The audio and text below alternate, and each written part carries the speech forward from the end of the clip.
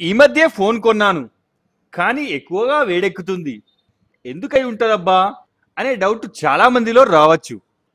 దీనికి కొన్ని ముఖ్యమైన చిట్కాలు ఉన్నాయి.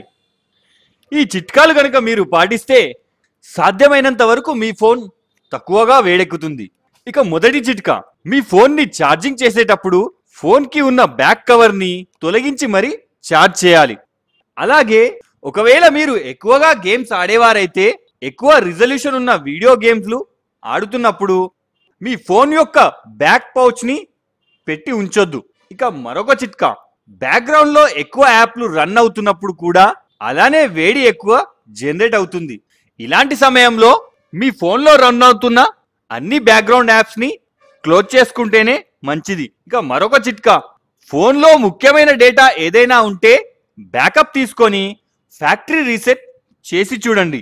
ఇలా కూడా చాలా మటుకు ఫోన్ వేడెక్కకుండా తగ్గించవచ్చు. ఇక మరొక చిట్కా, మీ ఫోన్లోని స్క్రీన్లో ఒకేసారి 2 యాప్స్ రన్ చేసే అలవాటు మీకుందా? అయితే అలా చేయకపోవడమే మంచిది.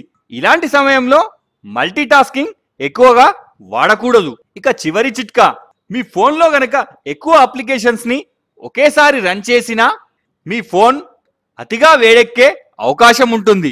ఇలాంటి సందర్భంలో మీకు కావలసిన అప్లికేషన్ని రన్ చేసి వాడని అప్లికేషన్ని క్లోజ్ చేసి ఉండడమే మంచిది.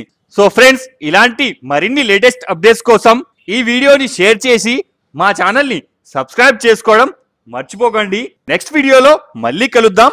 అంతవరకు సెలవు. Bye bye.